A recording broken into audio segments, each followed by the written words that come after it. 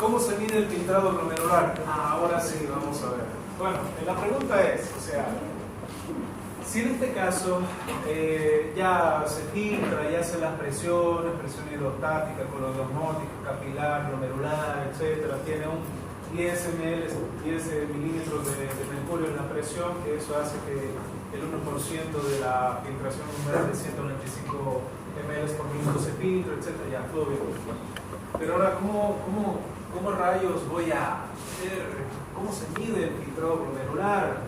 Si prácticamente yo no puedo acceder y cortar un pedacito para mirar al microscopio, no se puede, ¿no? Bueno, la pregunta es interesante, pues se hace con este tipo de laboratorio.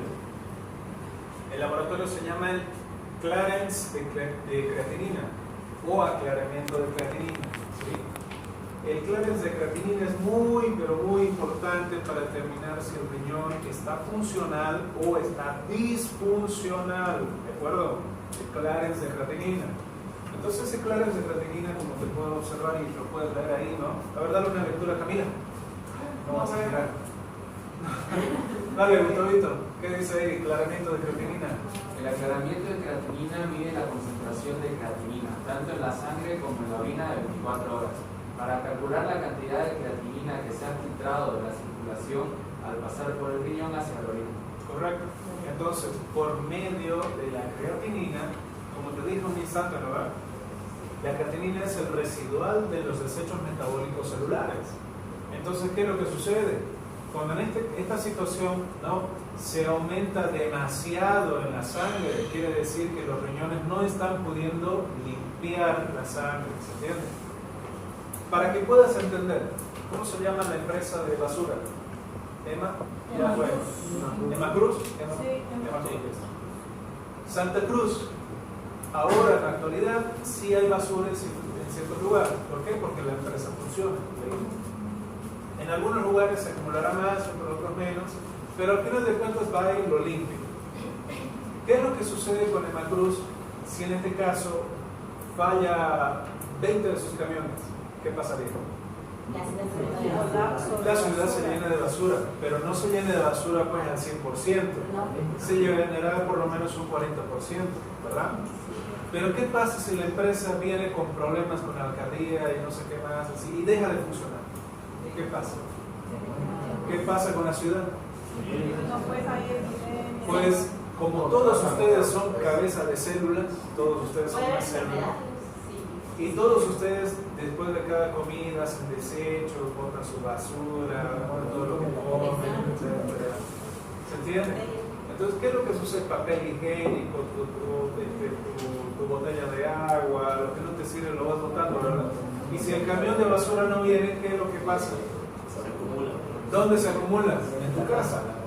A veces en tu casa, a veces afuera en tu calle. Para el paro así, con todita como en el paro, ¿no? Hay un montón de basura por todo lado, ¿verdad? Eso justamente. Entonces hay una disfuncionabilidad ¿de quién? De la empresa. Lo mismo sucede en los riñones. Si en este caso está aumentada la creatinina, ¿sí?, en sangre, quiere decir que los riñones no están funcionando adecuadamente. Y eso se determina por lo menos en ¿cuánto tiempo? Ahí dice, ¿cuánto tiempo? 24 horas. ¿Bien?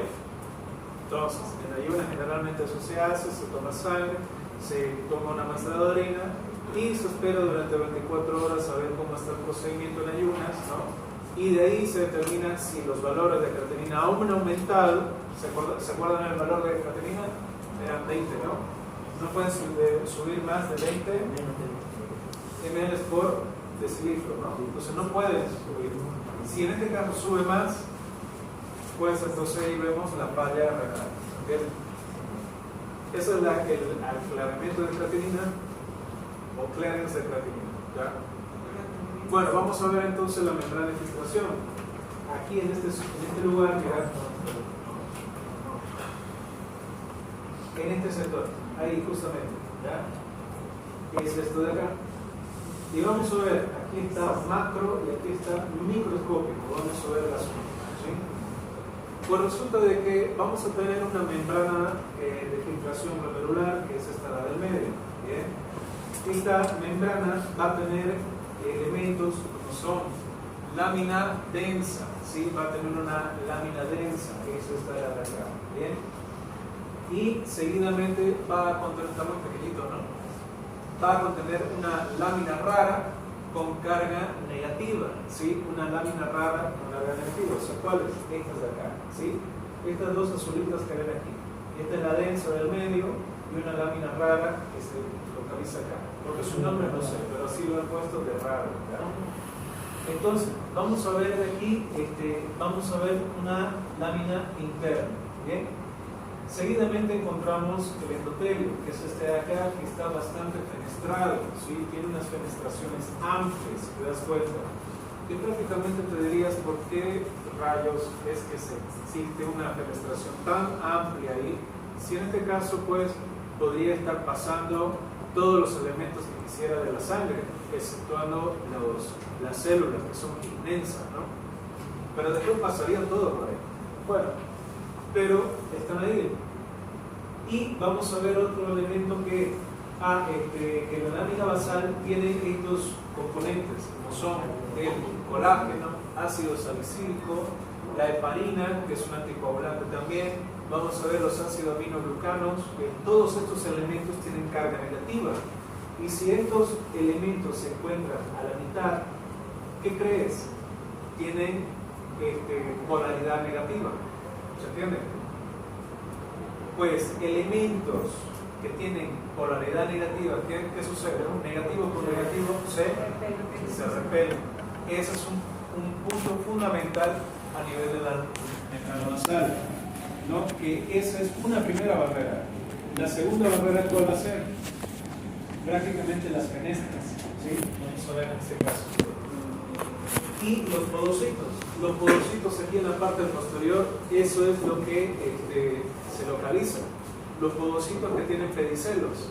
Los podocitos, como ves, todo es esto, grande. Y los pedicelos son estas fenestraciones, pero más pequeñas, si te das cuenta. Entonces ya tenemos tres barreras de protección. Uno sería el endotelio, otro sería la membrana basal, que tiene estos elementos con carga negativa, ¿no? Que prácticamente repelen a otros elementos como proteínas que también tienen carga negativa, ¿sí? Aminoácidos que tienen carga negativa, ¿sí? Entre otros elementos, como también aquí vamos a ver los pedicelos, ¿sí? Los pedicelos de los podocitos, ¿bien? Entonces todas esas capas, si te diste cuenta, evita que se nos vaya todo el plasma con todos los nutrientes hacia la orina, ¿bien? Entonces ahí podemos ver. Ahora, las fenestras, ¿no? Como vemos acá, tienen entre un diámetro de 50 nanómetros a 100 nanómetros, ¿bien?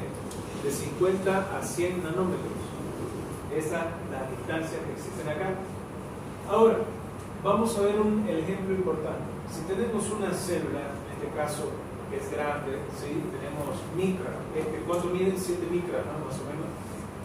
Nanómetro a micra es más en los valores de distancia, longitud es más grande.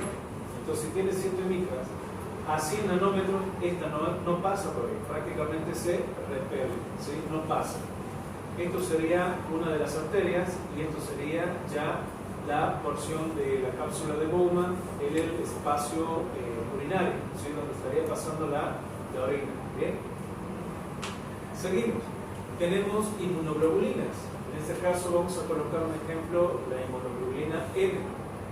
Tenemos, ¿no?, que esta inmunoglobulina es de mayor tamaño y carga negativa, ¿sí?